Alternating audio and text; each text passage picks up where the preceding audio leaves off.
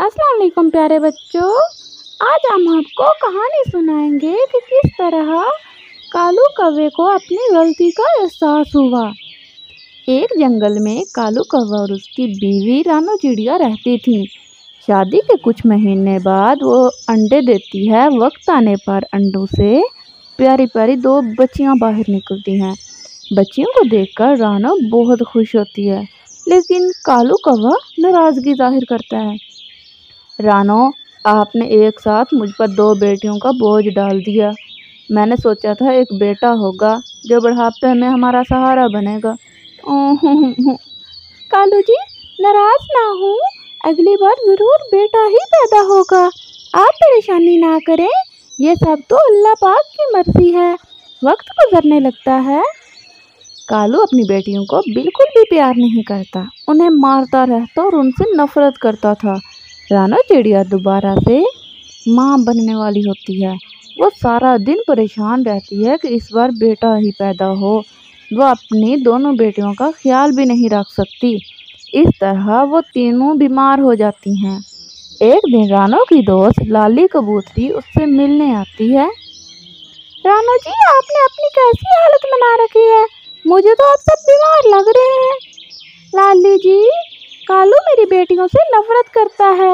मैं सारा दिन इसी सोच में परेशान रहती हूँ कि इस बार बेटा पैदा होगा या बेटी, इसलिए मैं अपनी बेटियों का ख्याल भी नहीं रख सकती।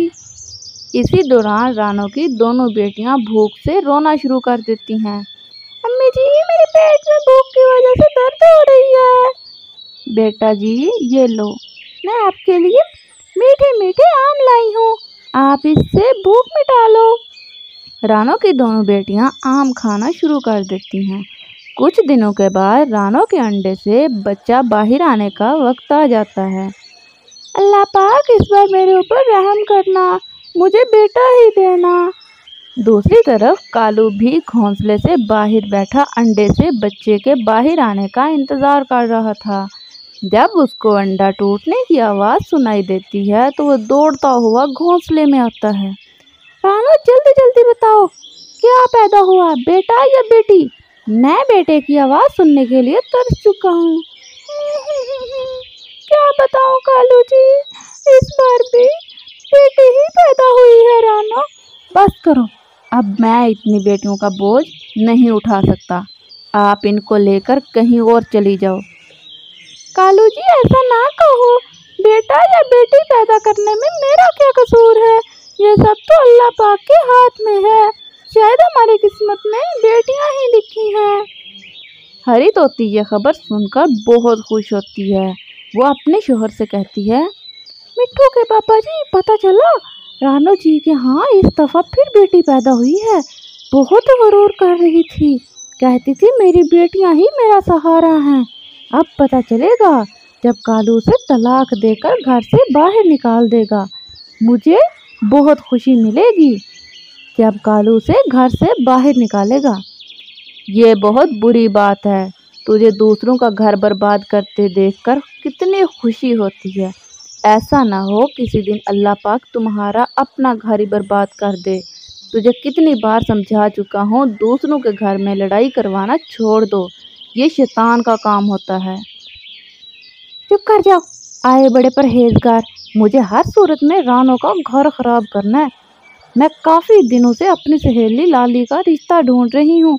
जब कालू कौवा रानो को घर से निकाल देगा तो मैं लाली का रिश्ता कालू से करवा दूंगी।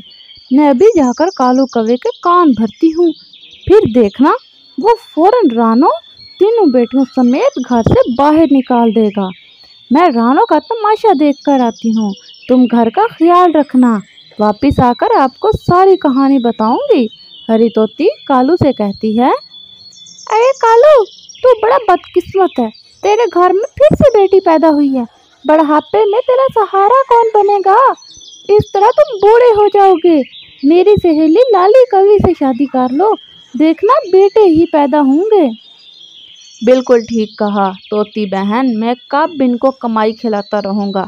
मेरी आपकी सहेली से शादी के लिए तैयार हूँ। कालू, अगर तुम लाली से शादी करना चाहते हो तो पहले रानो और तीनों बेटियों को घर से निकालना होगा। ये कौन सी बात है बहन, मैं अभी आपके सामने रानो को धक्के मारकर बाहर निकाल देता हूँ।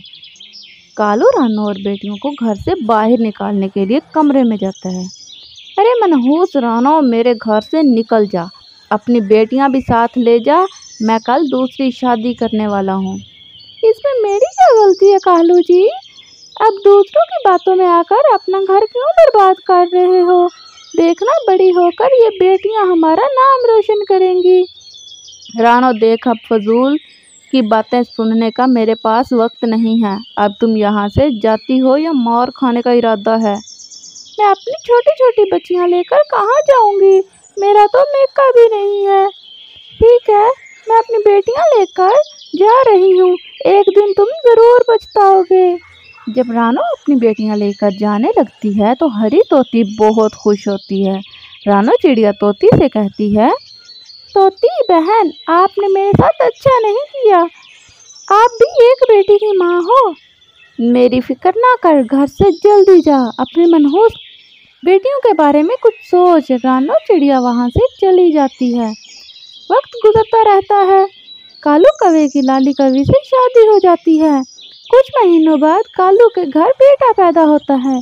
कालू अपने बेटे की पैदाइश पर बहुत खुश होता है। लाडी जी, आज मैं बहुत खुश हूँ, मांग जो तुझे मांगना है। अगर मैं पहले ही आपसे शादी कर लेता तो आज मेरे 4-5 बेटे होते। कालू जी, आप डायमंड का हार ले दो। दूसरी तरफ रानो चिड़िया लोगों के घरों में काम करके अपनी बेटियों की परवरिश करने लगी।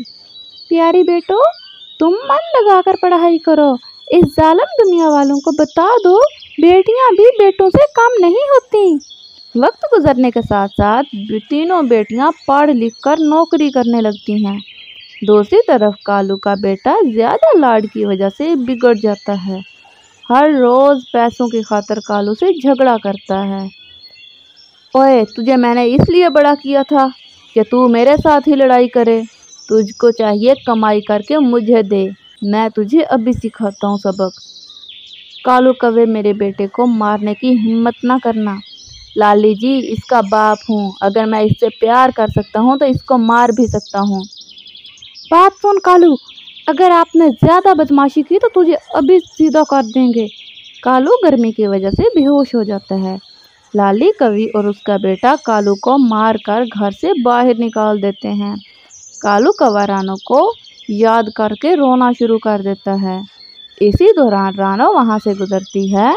वो कालू को इतना कमज़ोर देखकर पूछती है, कालू जी क्या हुआ? अब तो हमारी याद आती होगी आपको। कालू रानो को देखकर ज़ोर ज़ोर से रोने लगता है और रानो को अपनी सारी कहानी सुनाता है। कालू रोता देखकर रानो चिड़िया कालू को माफ़ कर देती है। इस तरह सभी खुशी खुशी रहने लगते हैं। देखा बच्चों, आखिरकार कालू कौवा को अपनी गलती का एहसास हो ही गया।